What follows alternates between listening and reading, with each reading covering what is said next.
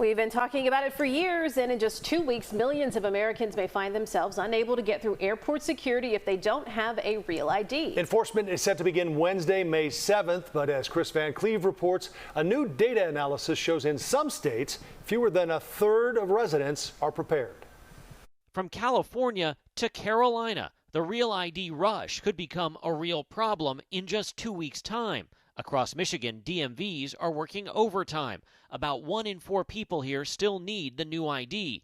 Darcy Reese got hers outside Detroit Tuesday. I'm planning on traveling in about 2 months back down to Florida to see my daughter, and was reminded multiple times through TSA that this is a need.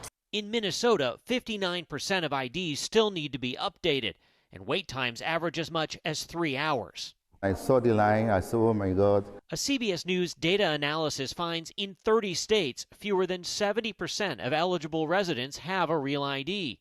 In 17 states, the compliance rate is less than half. And in New Jersey, it's just 17%.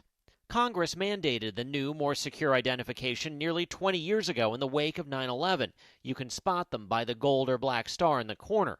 Without one, people may not be able to enter some government buildings or get through airport checkpoints starting May 7th. If you don't have to travel May 7th, May 8th, or May 9th, I would encourage you not to.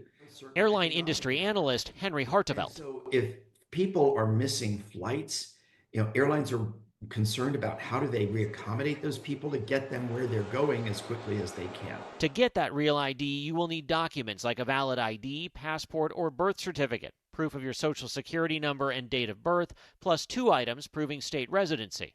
In Philly, Christopher Ball forgot his social security card, so after waiting for hours, he left without a real ID.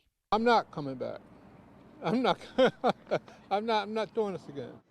TSA says about every 1 in 5 flyers passing through checkpoints like this one do not have the real ID, and so could be at a real risk of missing their flights come May 7th.